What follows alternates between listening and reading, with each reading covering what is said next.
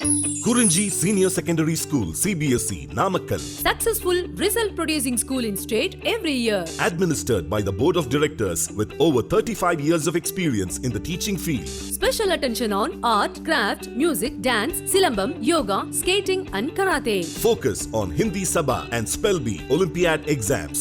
Smart class for effective and innovative learning and well-furnished library. Solitary importance on sports and games in state and national level. WhatsApp facilities to know activities of students and school inside the campus. Free bus for LKG to 8th standard. Free, hygienic and nutritious food. NEET, JEE, IIT coaching experts from Rajasthan and Andhra Pradesh along with our effective teachers. Admission registration for classes LKG to +2. KURINJI Education Institution, Kavetipatti, Namakkal.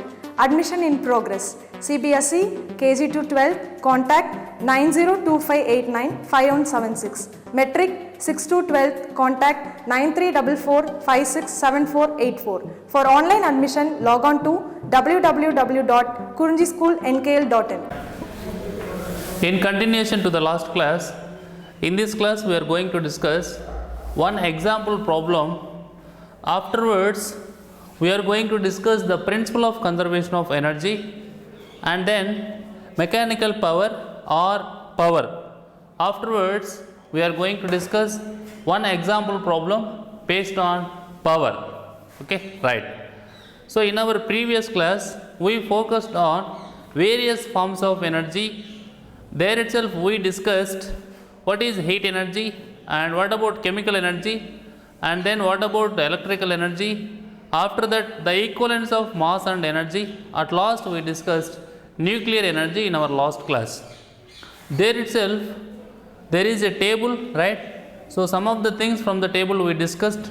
So how much amount of energy will be associated with some natural phenomena? That is what a Big Bang and a thunderstorm, right? And turning of the page and oceans, hydrogen infusion, etc. There is a table in our textbook, that is what table 6.3. So from the table you can get it all the details of energy associated with various phenomena. Okay, right. So in this class, first we are going to discuss example 6.10. Example 6.10. After completion of that, we will continue with next continued topics. Right. First, example 6.10. Okay. See here, in this example 6.10, observe carefully, ma. Examine tables 6.1 to 6.3. Examine tables 6.1 to 6.3 and express A, the energy required to break one bond in DNA in electron volts. Next, B, the kinetic energy of an air molecule. B is the kinetic energy of an air molecule. Next, C is the daily intake of a human adult in kilocalories. C is the daily intake of a human adult in kilocalories, right? So these three we have to find. One is the energy required to break one bond in DNA in electron volts. B is the kinetic energy of an air molecule in electron volt. C is the daily intake of a human adult in kilocalories. So these three things we have to find based on the tables 6.1 to 6.3. Okay, right. See the solution, ma. Here the solution is here. First we are going to talk about A. So in case of A, energy required to break one bond of DNA is, right? He is asking in electron volt, no, right? So the energy required to break one bond of DNA is 10 to the power of minus 20 joules. 10 to the power of minus 20 joules divided by 1.6 into 10 to the power of minus 19 joules per electron volt. You know very well, 1 electron volt is equal to 1.6 into 10 to the power of minus 19 joules, right? So that is the reason here we are writing 10 to the power of minus 20 joules divided by 1.6 into 10 to the power of minus 19 joules per electron volt, right? So Jj will get cancelled and the electron volt is the remaining thing.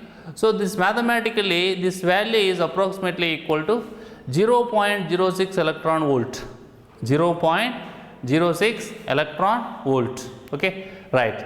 And you know very well 0.1 electron volt is equal to 100 milli electron volt, 100 milli electron volt, right. So this also you know see what about that is prefixes, right, and what about that micro prefix and macro prefix. You know very well what is the meaning of milli, what is the meaning of nano, what is the meaning of centi, what is the meaning of mega, what is the meaning of giga, what is the meaning of kilo, that and all we know very well, right. So here this is what here we are getting the meaning of that milli, that is what 10 to the power of minus 3, 10 to the power of minus 3, okay, right. Next B. So A is completed, ma. That is what energy required to break one bond of DNA is 0.06 electron volt. Next B. The kinetic energy of an air molecule. The kinetic energy of an air molecule is, right. So the kinetic energy of an air molecule is, it is what 10 to the power of minus 21 joules. He only given in the bracket, right. So he has given in the bracket, that is what 10 to the power of minus 21 joules, but asking to find in electron volt, okay. So when we are going to find in electron volt, that is what 10 to the power of minus 21 joules divided by 1.6 into 10 to the power of minus 19 joules per electron volt, right. So as usual joule will get cancelled and electron volt is the rest of the word, the rest of the unit. That is what mathematically this value is approximately equal to 0.0062 electron volt, 0.0062 electron volt. This is same as 6.2 milli electron volts. That's you know no, because milli means just now I told you that is what 10 to the power of minus 3. So 6.2 into 10 to the power of minus 3 means, which is approximately equal to 0.0062 electron volt. Next, the average human consumption in a day is, right, the average human consumption in a day is, that is what 10 to the power of 7 joules, 10 to the power of 7 joules divided by 4.2 into 10 to the power of 3 joule per kilocalorie, right. So 10 to the power of, he is asking in kilocalories, ma. You just focus here, the daily intake of human adult in kilocalories he is asking. So the average consumption in a day is 10 to the power of 7 joules divided by 4.2 into 10 to the power of 3 joule per kilocalorie, right. So joule will get cancelled, Jj will get cancelled and kilocalorie is the remaining thing. So anyhow, which is, that is what average human consumption in a day is 2400 kilocalorie, 2400 kilocalories, okay, right. Next, but the same result, that is what it is the important for human health point of view, no. That's why according to that is what source of health, that is what according to the information which is available in newspapers and magazines, right, newspapers and magazines, we are getting it as, that is what common is a common misconception, that is what created by the information which comes in newspapers and magazines. That is what they mention, right, they mention food values in calories and urge us to restrict diet intake to below 2400 calories, below 2400 calories, okay. So what they should be say in kilocalories and not in calories, right. So what they are saying, what they should be saying in kilocalories and not in calories. So generally a person consuming 2400 calories a day will soon starve to death. So it is not healthy and it is dangerous also, right. And one food calorie means, one food calorie is 1 kilocalorie. This is important to understand the information what we have here. one food calorie is equal to 1 kilocalorie energy. Here this is what, right? So that's why the diet for health, the diet for human to get sufficient amount of energy as well as to avoid obesity problems and some other health problems regarding having high amount of energy or possessing so much fat is 2400 calories per day. That should be below, right? So the amount of intake should be below 2400 calories per day. But one more important thing is one food calorie is equal to 1 kilocalorie. One food calorie is equal to 1 kilocalorie. Okay, right. Next, see here, ma. That is what the principle of conservation of energy. Next one is the principle of conservation of energy, right? So what is the principle of conservation of energy, right? So we discussed what is the principle of conservation of mechanical energy. What is the principle of conservation of mechanical energy? But here we are going to discuss the principle of conservation of energy, right? See, observe carefully. That is what mechanical energy means. We focused only on the sum of kinetic energy and potential energy. But as we discussed in our previous class, energy means not only potential energy and kinetic energy, no, right? So heat energy, light energy, sound energy, electrical energy, right? So chemical energy and nuclear energy, so many things, right? So that's why still now we have seen that the total mechanical energy of the system is conserved if the forces doing work on it are only conservative, right? So this is the statement of law of conservation of mechanical energy, right?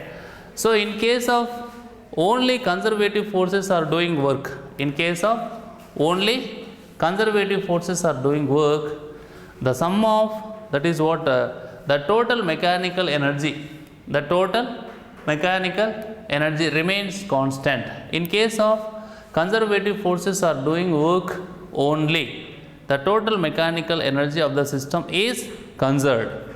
Suppose for example, if there is any involvement of non-conservative force, what will happen? Part of the mechanical energy will transformed into another forms such as heat, light and sound. So before one class we discussed when a body is skidding on another body, what will happen? That is whatever the energy it is going to lose will appear in the form of heat, right? So there the energy conversion takes place from one form of energy into another form of energy, that is heat, and sometimes light and sometimes sound also. Okay, right. However, whatever it may be, the total energy of an isolated system does not change as long as one accounts for all forms of energy, right? So total energy is constant, but energy conservation, energy transformation may take place. That is what happened in our previous example problems what we discussed. Okay, right. And one more very important thing is energy may be transformed from one form to another, but the total energy of an isolated system remains constant. This is the important statement, ma. This is only principle of conservation of energy. I will repeat once again. Energy may be transformed from one form to another, but the total energy of an isolated system remains constant. So energy neither be created nor destroyed. So please try to grasp the difference between principle of conservation of mechanical energy and principle of conservation of energy. Energy may transform from one form to another form, but total energy in the universe remains constant. Energy neither be created nor destroyed. Okay, see this. Since the universe as a whole may be viewed, as an isolated system, the total energy of the universe remains constant. That is the main statement of law of conservation of energy. The total energy of the universe remains constant. Okay, if one part of the universe loses energy, another part must gain an equal amount of energy. If one part of the universe loses energy, another part must gain an equal amount of energy, right? So in case of that is what clouds and rainy season, sometimes you know very well the air is moving with high speed, that is what wind, okay. So then creation of low pressure and the creation of high pressure, this is the reason for melting of clouds, right? So that is nothing but the rain, okay. So this is the situation what's happening in this universe almost always, not only in rainy season, even in summer season also sometimes we could face that is low pressure regions and high pressure regions, okay. That's what I am saying.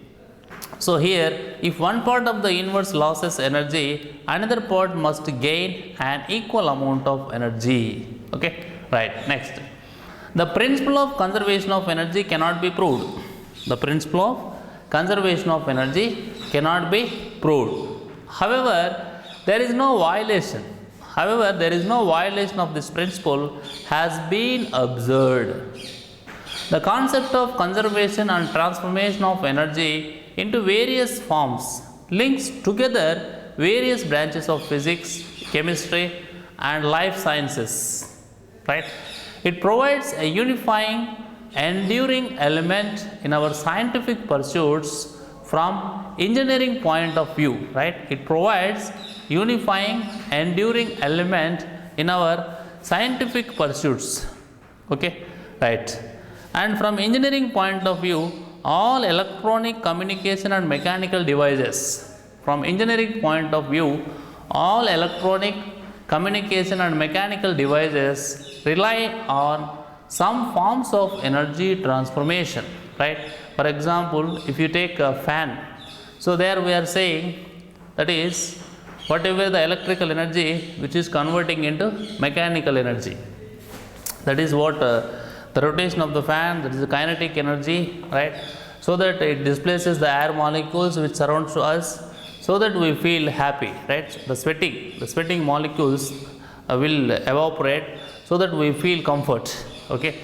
Similarly, if you see our calling bell in our school, right? So there we are saying the electrical energy is converted into sound energy, right? Similarly, in some other forms, right? So the conversion of energy is a very common thing in our daily life, in our modern day life, right? So that's what we have to keep in mind. So finally, the final thing what I want to say from this topic, the principle of conservation of energy is, in this universe, total energy remains constant. Energy neither be created nor destroyed, but one form of energy is converted into another form of energy. It is a continuous and with the common process, the common thing in our daily life, right? So we have various forms of energy, that's we discussed in our previous class, right? That is what various, so there is a big list, right? But yesterday we discussed about what is the difference between different various forms of energies, right? That is, right. Next, here, if you see that this is what power, next our topic is power, right? So you can also say that mechanical power, right? Mechanical power, see here, right? So power is defined as time rate at which work is done or energy is transferred. Power is defined as the time rate at which work is done or energy is transferred, right? So in the same chapter, work, energy, power, we discussed what is the work and we also discussed what is the energy, right? So work is rate of that is what work is the product of force and displacement, no? So generally it's a mathematically, right? Afterwards we also discussed energy is the capacity to do work. Energy is the capacity or capability to do work. Now we are in a position and now we are defining a mechanical power or power, right?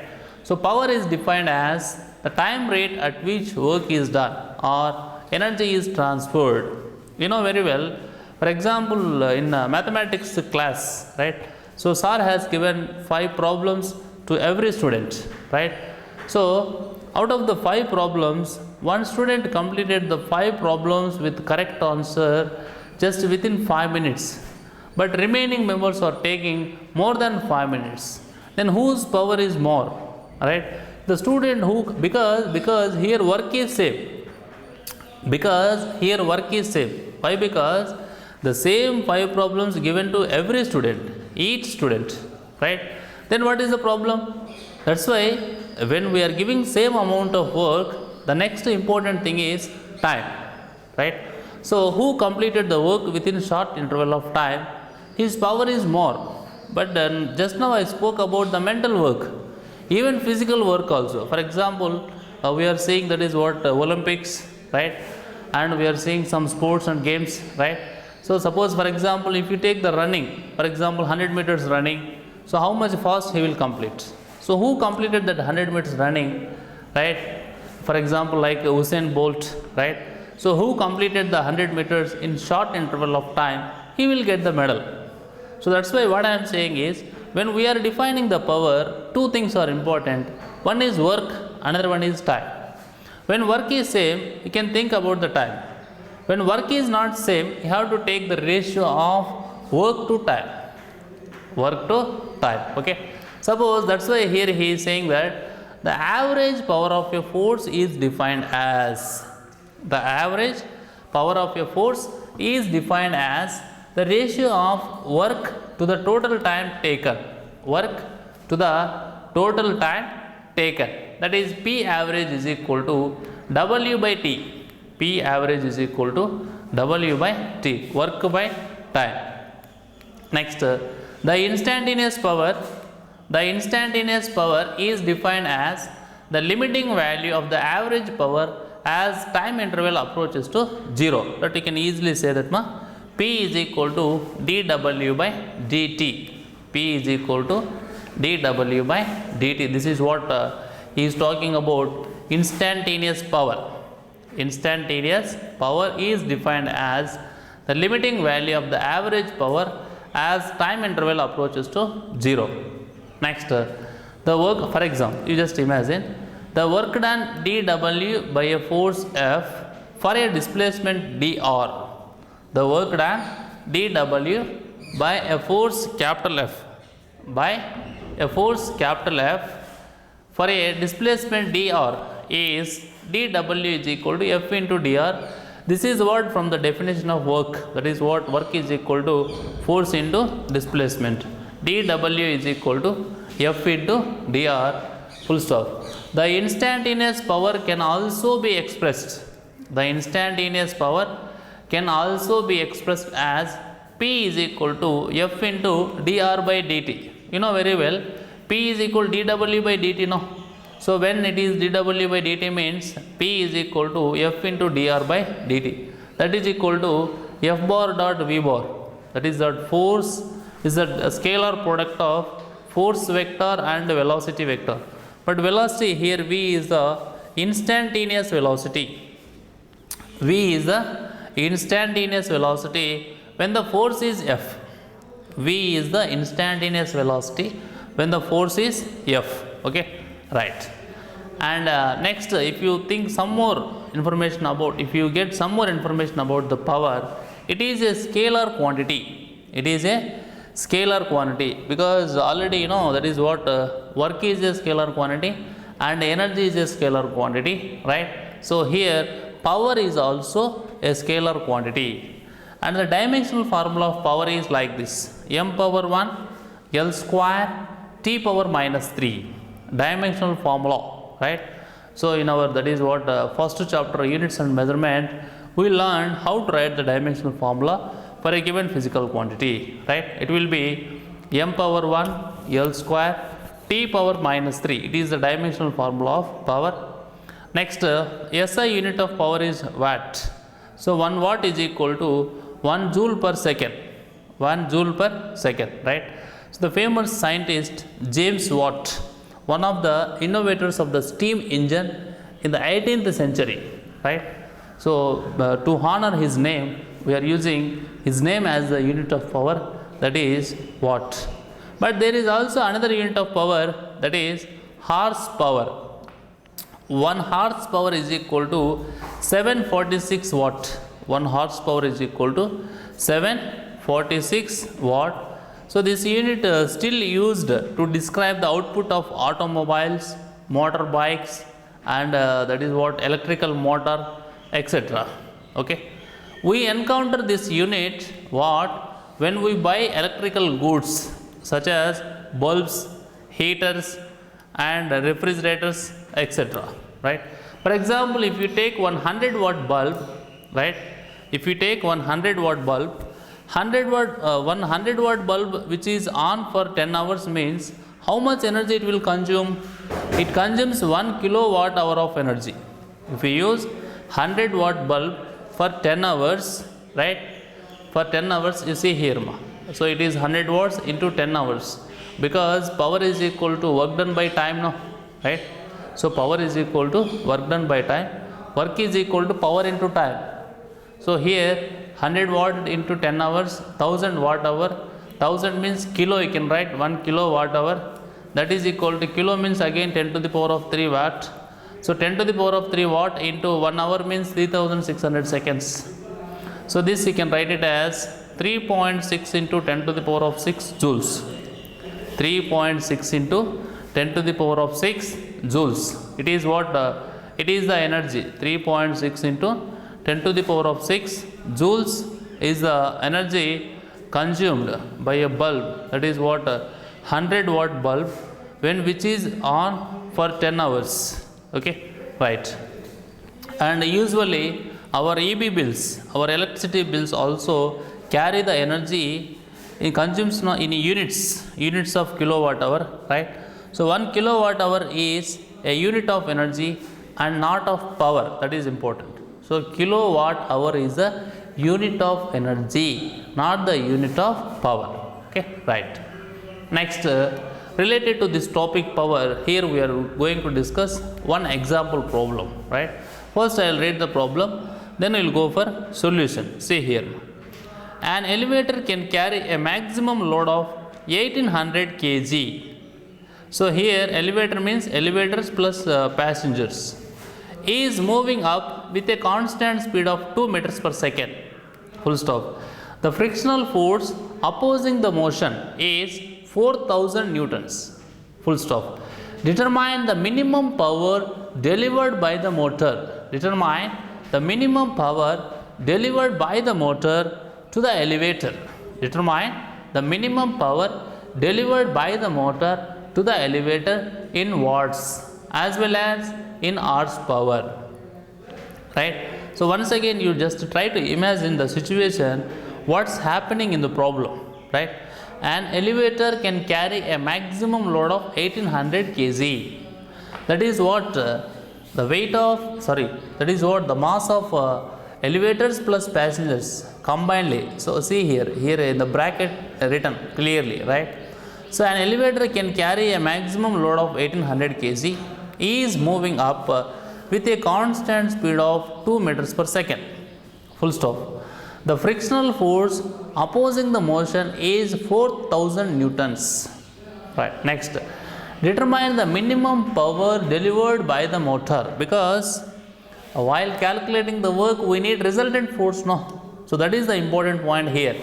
Determine the minimum power delivered by the motor to the elevator in watts as well as in horsepower. Okay, right. You see here the downward force on the elevator is capital F is equal to mg plus this is what force of friction. Here mass means it is 1800, mass is the 1800 into g is the 10 plus force of friction is 4000. So it is the downward force. The downward force on the elevator is capital F is equal to small m into small g plus F. This is what the frictional force, that is equal to 1800 into 10 plus 4000. So this is what 18,000 will come now here. So it is 18,000, it is 4,000. It will be 22,000 Newton. Okay, that is next. the motor must supply. So whatever the motor which is present there, the motor must supply enough power to balance this force, right? The motor must supply enough power to balance this force. Hence already we discussed this formula, that is what P is equal to F into V, right? So F is 22,000 into V is 2 meters per second, right? So 22,000 into 2 is equal to 44,000 watt, 44,000 watt. So that if you convert into horsepower, because in this question he is asking, determine the minimum power delivered by the motor to the elevator in watts as well as in horsepower, right? So it is 44,000 watt means it is 59 horsepower, 59 horsepower, okay, right.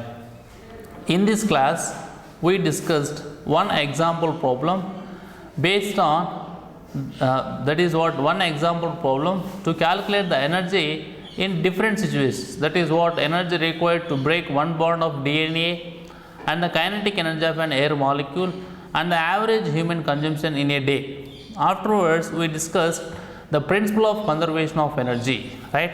So what is the principle of conservation of energy? In this entire universe, total energy remains constant, right? Energy neither be created nor destroyed, but it can be converted from one form to another form, right? So that is the statement of principle of conservation of energy. Afterwards we discussed power, right? So power is defined as the time rate of doing work, right? You can also say that the average power of a force is defined as the ratio of work to the total time taken. So there itself we discussed the units of power, and power is a scalar quantity and the SI unit is watt, and that is equal to 1 joule per second. We also have another unit, that is 1 horsepower is equal to 746 watts. There itself we discussed another unit of energy, that is what 1 kilowatt hour we discussed, and 1 kilowatt hour is the unit of energy, not the unit of power. This is the important unit regarding the electrical energy, that's why we discussed. Next, at last we discussed one example problem based on the power, right? So here we calculated the amount of the power, that is what in case of elevator, what is the total power, right? Because they have given force in two different situations, one is because of having mass, another one is frictional force. So finally first we need to find the downward force on the elevator, that we found as 22,000 newtons. Then by using the formula, pressure is equal to power is equal to force into velocity. So 22,000 into 2 is 44,000, that you can express into horsepower as 59 horsepower, okay, right. We'll continue in the next class, ma. Thank you.